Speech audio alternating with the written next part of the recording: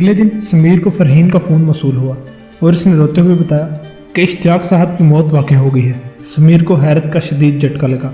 इनकी तबीयत वाकई नासाज थी, लेकिन इतनी भी नहीं कि मौत ही वाक़ई हो जाती। फरहीन ने बताया कि वो अकेली है और लाश की तदफीन करने वाला वहाँ कोई नहीं है। समीर ने इसे दिलासा दिया कि वो जल्द ही मुल्क वापस आने की कोशिश करेगा, लेकिन फ़ौरन वापस आना मुमकिन नहीं। फरहीन मज़ीद बातचीत करना चाहती थी, लेकिन समीर ने फ़ोन बंद कर दिया। रात को इससे इश्तियाक साहब के नौकर की कॉल मौसूल हुई और इसने तशवीश भरे लहजे में बताया कि फरहीन की तबीयत नासाज है। वो 2 घंटे पहले बेहोश हुई और अभी तक होश में नहीं आई। डॉक्टर इसकी बेहोशी के मुतल्लिक लाइल्मी का इजहार कर रहे हैं। समीर ने डॉक्टर से बात करने की ख्वाहिश का इजहार किया। नौकर ने मोबाइल डॉक्टर को दे दिया। सिद्दीकी साहब फरहीन के ख़ानदानी डॉक्टर थे। समीर से उनकी मुलाकात अक्सर व बेशतर होती रहती थी। वो नहायत ज़हीन व फ़तीन और संजीदा तबीयत के इंसान थे। समीर ने उनसे फरहीन की बेहोशी के मुतल्लिक पूछा तो उन्होंने बताया, मुझे कुछ समझ नहीं आ रहा। ज़ाहिर तो ठीक ठाक दिखाई देती है। शायद बाप की मौत ने इसे दिमागी तौर पर मफलूज कर दिया है, वरना अब तक इसे होश में आ जाना चाहिए। क्या इश्तियाक साहब को दफना दिया गया है? समीर ने पूछा। नहीं, आपका इंतज़ार किया जा रहा है। अगर आप नहीं आ सकते तो मैं मैयत को दफना देता हूँ, डॉक्टर ने जवाब दिया। नहीं, इसकी ज़रूरत नहीं। लाश को सरठाने भिजवा दीजिए। मैं कल की फ़्लाइट से वापस आ रहा हूँ। आप मुझे इसकी कैफियत से वक्तन फ़वक्तन मुतला कीजिएगा। समीर तवील सांस लेते हुए बोला और फ़ोन बंद कर दिया। वो महदीब का ऑपरेशन होने से पहले पाकिस्तान जाकर वापस आ सकता था, लेकिन इस दौरान महदीब के पास कोठी में कौन रहता। इसने वयाल सिंह का नंबर मिलाया और रब्ता होने के बाद इससे वापस आने के मुतल्लिक पूछा। हैरियत तो है, आप क्यों पूछ रहे हैं? इसकी हैरत बड़ी आवाज़ सुनाई दी। मेरे ससुर वफात पा गए हैं, मुझे चंद दिनों के लिए पाकिस्तान जाना होगा। तुम वापस आ जाओ, यहाँ महदीब और इसकी वालिदा अकेली हैं, समीर ने बताया। अगर पाकिस्तान में आपका ससुर है तो यकीन बीवी भी होगी। क्या महदीब को इसके मुतालिक मालूम है? वयाल सिंह की तंजिया आवाज़ सुनाई। इसकी दिमागी कैफियत इस काबिल नहीं कि इसे बताया जा सके। तुम भी कोशिश करना कि उसे मालूम ना हो सके, समीर ने सर्द लहजे में जवाब दिया। अगर इसने पूछा तो मैं झूठ नहीं बोलूँगा, और मुझे झूठ बोलने की ज़रूरत भी क्या है? ऑपरेशन के बाद इसे पिछला सब कुछ भूल जाएगा। आपकी पहली शादी भी याद नहीं रहेगी, वयाल सिंह बोला। तुम इसके मुतालिक उसे कुछ नहीं बताओगे। अगर इसे मालूम हुआ तो इसकी जिम्मेदारी तुम पर आयद होगी। इसके बाद हालात के जिम्मेदार तुम खुद होगे। जल्द अज जल्द वापस आने की कोशिश करो, समीर ने गुस्सीले लहजे में जवाब दिया और वयाल सिंह का जवाब सुने बगैर फ़ोन बंद कर दिया। वयाल सिंह हद से तजावज़ करता जा रहा था। इसे रास्त पर लाने के लिए जवाबी कार्रवाई करना ज़रूरी थी, लेकिन समीर का दिमाग फरहीन वाले मामले में उलझा हुआ था, इसलिए इसने इरादा मुलतवी कर दिया और अगले दिन वयाल सिंह के वापस आने के बाद पाकिस्तान रवाना हो गया। एयरपोर्ट पर उसका ड्राइवर मुंतज़िर था। इसने ब्रीफ को इसको गाड़ी की डिग्गी में रखा और समीर के बैठते ही गाड़ी आगे बढ़ा दी। इसके बाद समीर को कुछ याद नहीं रहा। कार का शदीद एक्सीडेंट हुआ। ड्राइवर की मौत मौके पर वाक़ई हो गई। इसे अस्पताल मुंतकिल कर दिया गया। दिमाग पर शदीद चोट आई। इसे बहुत कुछ भूल गया, लेकिन महदीब को रोज़े रोशन की मानद याद थी। इसे ये भी याद था कि चंद दिनों बाद इसका दिमाग का ऑपरेशन होने वाला था और वयाल सिंह तहजीबी कार्रवाइयों में मशगूल था। फरहीन न जाने कहाँ थी, एक दफ़ा भी अस्पताल नहीं आई। अगले दिन इसे गैर मुतवक्के तौर पर वयाल सिंह की कॉल मौसूल हुई। समीर ने बेताबी के साथ माहीन के मुतल्लिक पूछा तो उसने बताया वो अब ठीक है, डॉक्टर ने इसका ऑपरेशन कर दिया है। मैं इसे इंडिया लेकर आया हूँ। वो यहाँ बहुत खुश है। मैं जल्द आपकी इससे बात कराऊंगा। लेकिन अगर इसे गुज़श्ता बातों के मुतल्लिक याद रहा, वो ऑपरेशन के बाद बहुत सी बातों को भुला चुकी है। इनमें वो यादें भी हैं जिनका ताल्लुक आपसे है। मैं अपना इस्तीफ़ा भिजवा रहा हूँ। उम्मीद करता हूँ आप कबूल कर लेंगे। इसने फ़ोन बंद कर दिया। समीर को अपने दिमाग में दर्द की शदीद लहर उठती हुई महसूस हुई और इसने सर को दोनों हाथों में थाम लिया। मोबाइल की घंटी दोबारा बजी। स्क्रीन पर फरहीन का नंबर था। जब से वो पाकिस्तान आया था इसकी ये पहली कॉल थी। समीर ने कॉल रिसीव की। इसकी तंजिया आवाज़ सुनाई दी। तुम सोच रहे होगे कि हादसे के बाद मैं अस्पताल क्यों नहीं आई। दरअसल चंद दिन पहले डैडी को दिल का दौरा पड़ा और इन्हें अमेरिका ले जाना पड़ा। बात खुल गई है तो बता देती हूँ। मुझे मजबूरन उनकी मौत का ड्रामा रचाना पड़ा। चंद दिन पहले वयाल सिंह ने मुझे फ़ोन किया।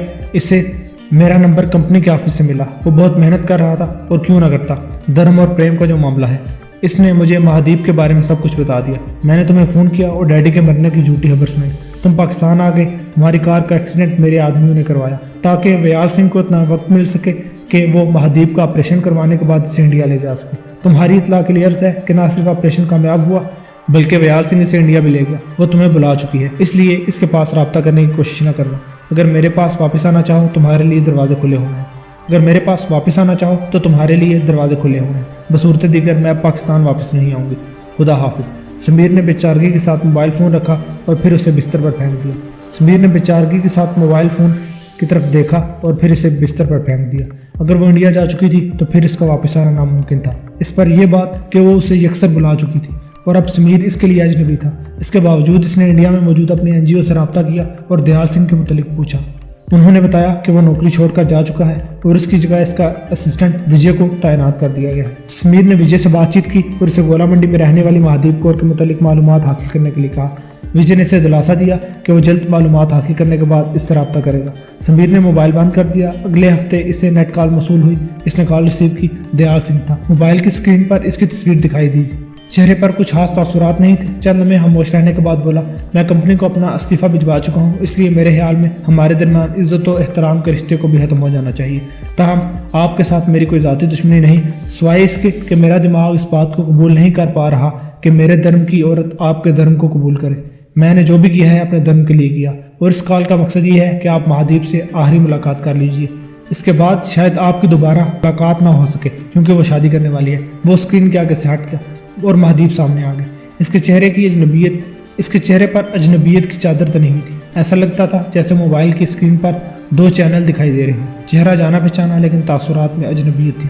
शायद मेरी बातें और यादें तुम्हारे दिमाग से महव हो चुकी हों, लेकिन तुम्हारी माँ को सब याद है। तुम उनसे तफसील मालूम कर सकती हो। मैं तुम्हें इलाज की नीयत से अमेरिका लेकर गया। हम दोनों जल्द शादी करने वाले थे। अगर मुझे हादसा पेश ना आता तो शायद तुम मेरी बीवी होती। समीर ने इसे मुखातिब करते हुए कहा, अब इन बातों का क्या फ़ायदा? मैं निर्मल सिंह से शादी करने वाली हूँ। वो एक अच्छा इंसान है। महादीप की परेशानी में डूबी हुई आवाज़ सुनाई दी। स्क्रीन पर दुबले पतले नौजवान की तस्वीर उभरी। वो स्याह रंग की पगड़ी बांधे हुए था। ये निर्मल सिंह है, व्याल सिंह का भतीजा, महादीप ने बताया। मुझे व्याल सिंह ने सब कुछ बता दिया है। मेरे ख्याल में जो भी हुआ अच्छा हुआ। ये मेरी और महादीप की मुलाकात के लिए ज़रूरी था। व्याल सिंह कहता है कि अमेरिका में महादीप का पहला जन्म हुआ और दूसरा जन्म इंडिया में हुआ। मुझे इसके पहले जन्म से कोई सरोकार नहीं, इसलिए तुम्हें भी दूसरे जन्म पर एतराज़ नहीं होना चाहिए। मैं पहले को बुला देता हूँ, तुम दूसरे को फरामोश कर दो। निर्मल सिंह बोला, मैं जन्मों पर यकीन नहीं रखता। सब वक्त का खेल है। आज वक्त तुम्हारा है, कल मेरा भी हो सकता है। समीर ने तल्ख लहजे में जवाब दिया। व्याल सिंह का चेहरा स्क्रीन पर नमूदार हुआ। तो फिर वक्त को अपने हक में मुवाफिक करके दिखाइए। 2 दिन के बाद महादीप और निर्मल सिंह की शादी होने वाली है। अगर आप रोक सकते हैं तो रोक लीजिए। इसने कॉल मुनक़ता कर दी। समीर ने अपनी और महादीप की चंद तस्वीर इस नंबर पर सेंड की जिस नंबर पर बातचीत हो रही थी।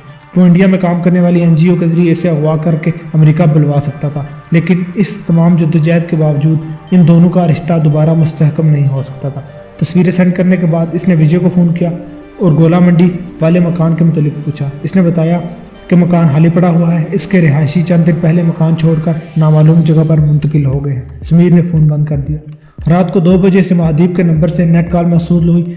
समीर ने कॉल करने की वजह दरियाफ्त की तो वो बोली, तुम्हारी गुज़श्ता कॉल ने ना जाने क्यों मुझे उदास कर दिया।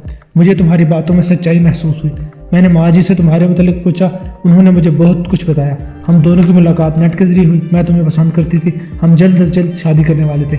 अमेरिका में मेरे इलाज का खर्चा तुमने बर्दाश्त किया और अमृतसर में मेरी माँ का इलाज भी तुमने करवाया। मैंने डॉक्टर बसीर आगा से भी बात की। उन्होंने तुम्हारी तारीफ़ों को पुल बांध दिए। वो चंद लम्हों के लिए खामोश हुई और फिर दोबारा इसकी आवाज़ सुनाई दी। मैं व्याल सिंह से बदजन तो उसी वक्त हो गई थी जब इसने मुझे निर्मल सिंह से शादी करने के लिए मजबूर किया, और इस वक्त चौंक गई जब इसने मुझे तुमसे बात करने के दौरान दिल शिकनी करने के लिए कहा।